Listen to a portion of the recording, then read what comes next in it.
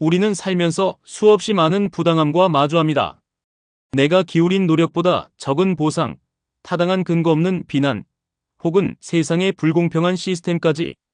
이 부당함이라는 토양은 결코 비옥하지 않지만 역설적이게도 그 위에서 가장 뜨겁고 질긴 세 가지 감정이 자라납니다. 바로 분노, 서러움, 그리고 울분입니다.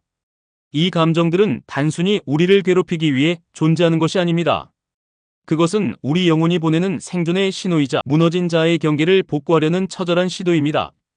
이 감정들은 당신을 집어삼킬 늪이 될 수도 혹은 삶을 바꿀 동력이 될 수도 있습니다. 하지만 이 감정들에 매몰되는 순간 토양은 늪이 되어 우리를 집어삼키죠. 오늘 우리는 이 세 감정의 실체를 마주하고 이를 단단한 삶의 동력으로 바꾸는 심리적 유연성에 대해 이야기하려 합니다. 1. 분노. 나를 지키기 위한 가장 뜨거운 방어선. 여러분은 화를 참는 것이 미덕이라고 배웠을 겁니다. 참는 자에게 복이 온다고요? 틀렸습니다.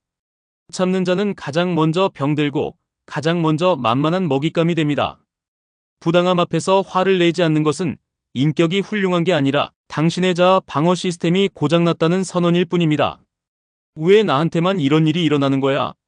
분노는 부당함에 직면했을 때 가장 먼저 튀어나오는 본능적인 에너지입니다. 심리학적으로 분노는 경계 침범에 대한 경고등입니다. 누군가 나의 가치를 훼손하거나 나의 권리를 침해했을 때 우리 몸은 투쟁 도피 반응을 일으키며 뜨거운 열기를 내뿜습니다. 분노는 파괴적인 것처럼 보이지만 사실은 보호를 목적으로 합니다. 여기까지가 나의 선이다. 더 이상 침범하지 말아라고 세상에 외치는 외침이죠. 분노는 부당함을 외부의 적으로 규정할 때 폭발합니다. 대상이 명확할 때 우리는 분노하며 그 대상을 응징함으로써 정의를 바로잡으려 합니다. 그러나 방향을 잃은 분노는 자신까지 태워버립니다. 식지 않는 분노는 혈압을 높이고 판단력을 흐리게 하며 결국 부당한 상황보다 더 큰 비극을 초래하기도 합니다. 참는 미덕의 결말을 보여주는 1960년대 수행된 한 심리학 실험이 있습니다. 전기 충격을 받는 개들을 두 집단으로 나눕니다. 한 집단은 레버를 눌러 충격을 멈출 수 있었지만 다른 집단은 아무리 발버둥 쳐도 충격을 피할 수 없었습니다. 여기서 화를 내며 저항을 포기하지 않은 개들은 끝내 살아남을 방법을 찾았지만 분노를 거세당한 개들은 나중에 탈출구가 열려도 그저 바닥에 누워 전기 충격을 온몸으로 받아냈습니다. 살점이 타들어가는 냄새가 나도 그들은 저항하지 않았습니다. 심리학에서는 학습된 무력감이라 부릅니다. 분노는 외부의 침입으로부터 나의 가치를 지키려는 심리적 면역 체계입니다. 이 체계가 무너지면 당신의 영혼은 무방비 상태로 유린당합니다. 오늘도 회사에서 혹은 인간관계에서 부당한 요구를 받고 좋은 게 좋은 거지라며 웃어넘기셨나요? 당신이 죽인 그 분노는 사라지지 않습니다.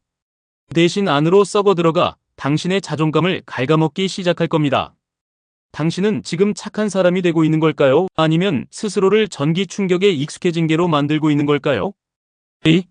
서러움. 안으로 굽어지는 외로운 눈물. 슬픔은 나누면 반이 된다는 말, 참 따뜻하죠. 하지만 부당함에서 기인한 서러움 앞에서는 이 말만큼 잔인한 기만도 없습니다. 부당함 속에서 당신의 서러움을 누군가에게 나누는 순간 당신은 피해자 코스프레를 하는 나약한 인간으로 낙인 찍힐 뿐입니다. 세상은 당신의 눈물에 관심이 없습니다. 아무도 내 마음을 몰라주는구나.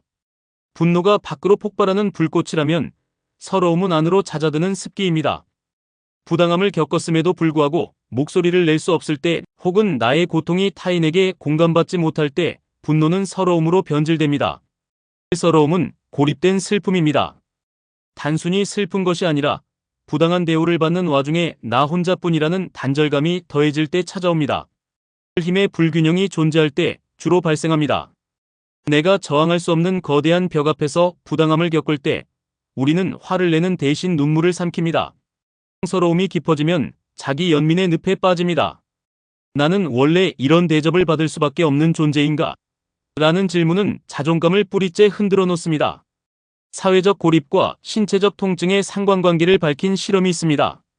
부당하게 배제당한 실험 참가자들의 뇌를 MRI로 촬영했을 때 놀랍게도 뜨거운 물에 데웠을 때 활성화되는 부위와 동일한 부위가 불타오르고 있었습니다. 서러움은 단순히 기분이 안 좋은 상태가 아닙니다.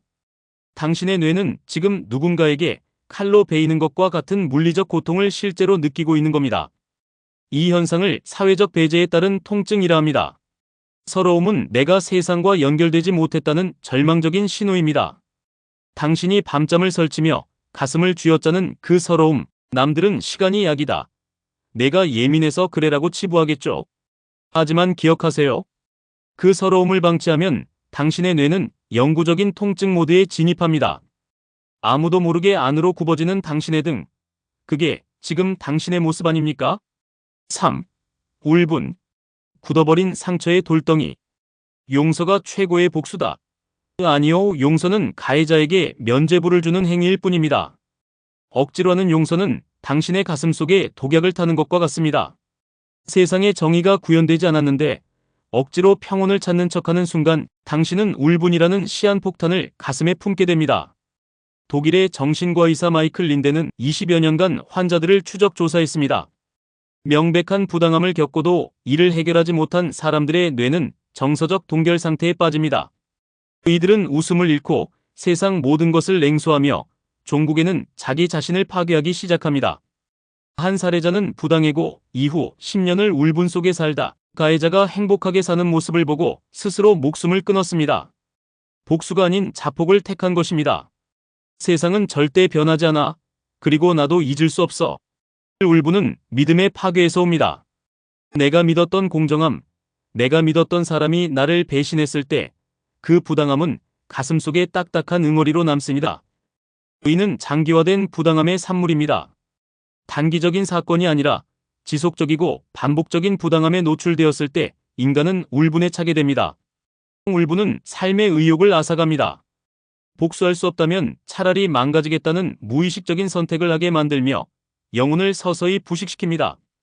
울분은 분노와 서러움이 시간이 지나도 해소되지 못하고 퇴적되어 만들어진 심리적 암석입니다.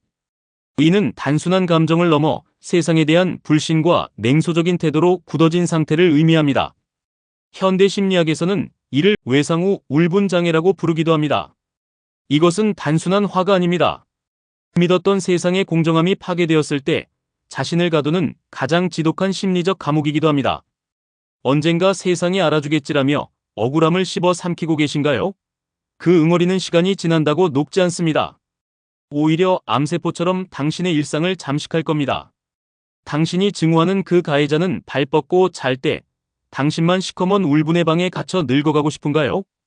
이런 심리적 늪을 건너는 유일한 방법이 있습니다. 분노, 서러움, 울분. 이 세 가지 독초는 부당함이라는 토양에서 필연적으로 자라납니다. 서로 다른 얼굴을 하고 있지만 결국 하나의 뿌리에서 나옵니다. 그것은 바로 나는 더 존중받아야 마땅한 존재다라는 자아의 외침입니다. 하지만 이 감정들이 당신을 죽이게 내버려둬선 안 됩니다. 여기서 필요한 것이 바로 심리적 유연성입니다. 심리적 유연성이란 감정을 없애는 것이 아닙니다. 내 안의 분노와 서러움을 관찰자의 시선으로 바라보는 것입니다. 감정을 억누르지 마세요. 화가 나는 것, 서러운 것, 울분에 차오르는 것 모두 정당한 반응입니다. 내가 지금 부당함 때문에 아파하고 있구나라고 인정하는 것이 시작입니다. 거리를 두십시오. 나는 화가 났다가 아니라 내 안에 분노라는 파도가 치고 있구나라고 인지하는 순간 당신은 감정의 파도에 휩쓸리는 조각배가 아니라 그 감정을 관찰하는 거대한 바다와 같은 존재 그 자체가 됩니다. 가치에 집중하십시오. 부당함은 당신의 과거를 더럽혔을지 몰라도 당신의 미래를 결정할 권한은 없습니다. 분노의 에너지를 나를 파괴하는 데 쓸 것인지 아니면 나를 더 나은 곳으로 옮기는 엔진으로 쓸 것인지는 오직 당신만이 선택할 수 있습니다. 부당함의 토양은 단단하고 거칠지만 심리적 유연성이라는 물줄기가 흐를 때 그 토양은 비로소 당신의 단단한 자아를 만드는 밑거름이 됩니다. 독초를 키울 것인가 아니면 그 독초를 뽑아내고 당신만의 꽃을 피울 것인가? 선택은 오직 당신의 몫입니다. 우리가 이 감정들을 느낀다는 것은 역설적으로 우리가 아직 스스로를 포기하지 않았다는 증거이기도 합니다.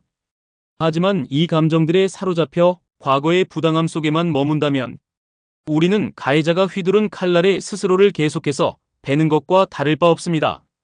당신의 아픔이 단순한 상처로 남지 않기를, 그 상처가 단단한 흉터가 되어 당신을 더 강하게 지켜주는 갑옷이 되기를 응원합니다.